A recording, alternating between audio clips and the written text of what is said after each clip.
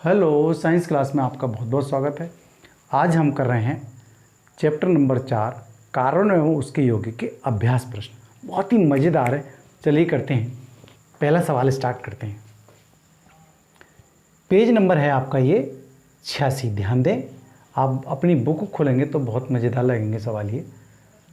Ethane का आणविक सूत्र C2H6 है। इसमें 6 सहसंयोजक आबंध हैं, 7 सहसंयोजक आबंध हैं, 8 सहसंयोजक आबंध हैं या 9 सहसंयोजक आबंध हैं।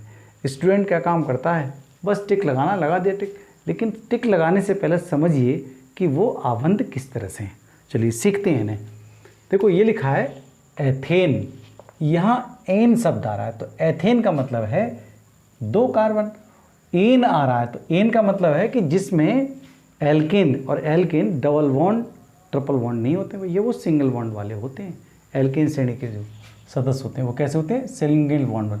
तो सिंगल बॉन्ड जो बनता है वो एक परमाणु इधर, एक परमाणु इधर, मतलब एक तत्व इधर, एक तत्व, उसने इलेक्ट्रॉन यहाँ दिया हुआ, इलेक्ट्रॉन उसने दिया हुआ।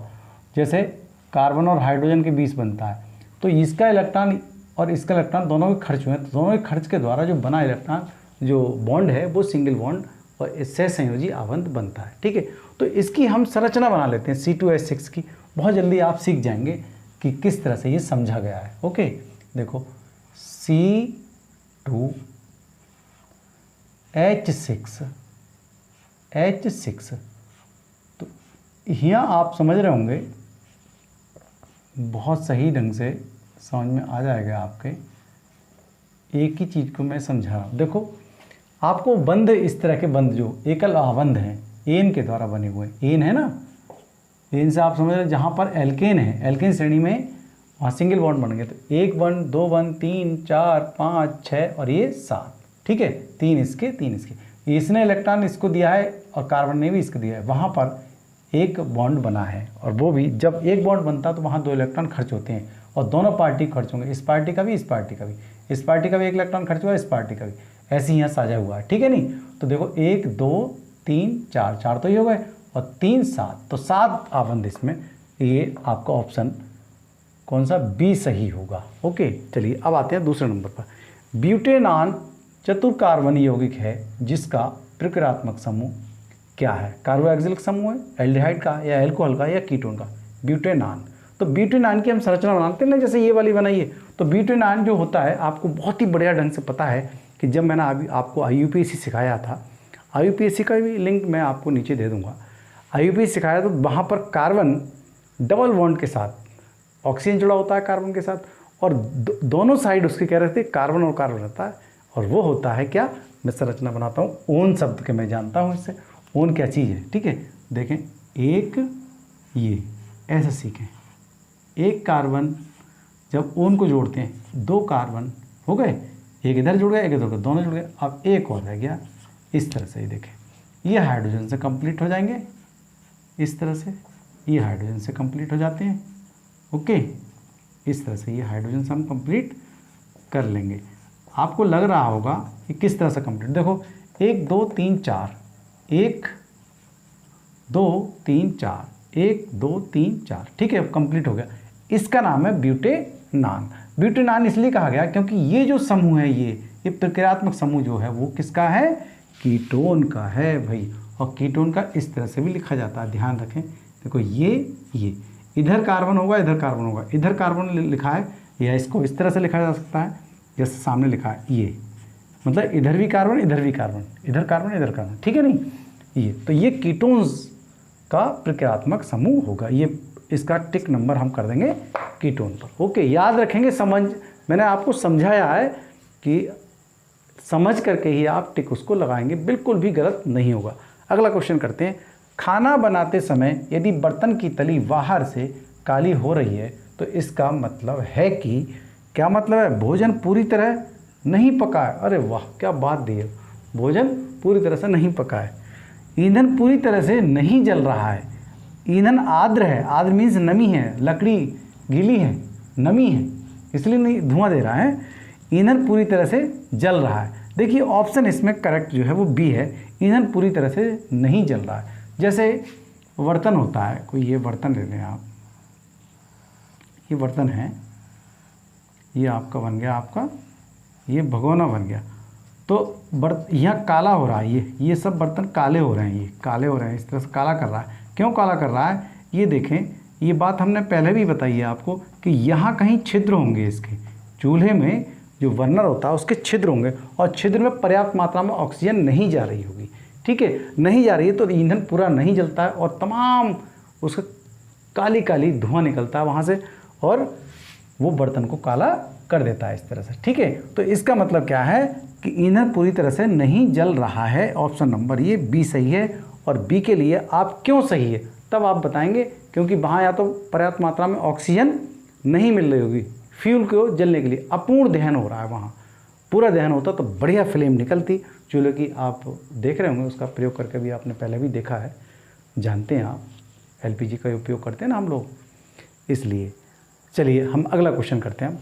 CH3Cl में आवंध निर्माण का उपयोग कर सहसंयोजक आवंध की प्रकृति समझाइए। भाई सहसंयोजक आवंध जब भी बनता है तो आप जानते हैं कि दोनों पार्टियों के इस परमाणु का भी और इस परमाणु का बराबर का इलेक्ट्रॉन साझा करता है, वहाँ पर एकल बंध बनता है और वो बंध कहलाता है सहसंयोजक आवंध। तो हम इसको भी देख लेते हैं। C कितने हैं? कार्बन 1 2 3 और हाइड्रोजन हाइड्रोजन हाइड्रोजन Cl। ये कैसे बना होगा, ये कहने का अर्थ है बना कैसे ये, तो इसको समझ ले रहे हैं। देखो कार्बन की बाहरी कक्षा में 4 इलेक्ट्रॉन होते हैं, तो 4 इलेक्ट्रॉन मैंने यहाँ लिख देता हूँ।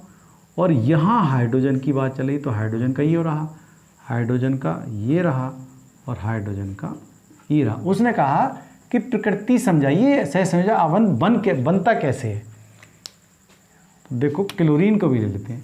क्लोरीन की बाहरी कक्षा में हम जानते हैं 7 इलेक्ट्रॉन होते हैं, 2 और 2 4 और 1 5 और 1 6 1 7 हो गए, ठीक है। ये 7 इलेक्ट्रॉन तो इसका होगा और 1 हाइड्रोजन का हो गया।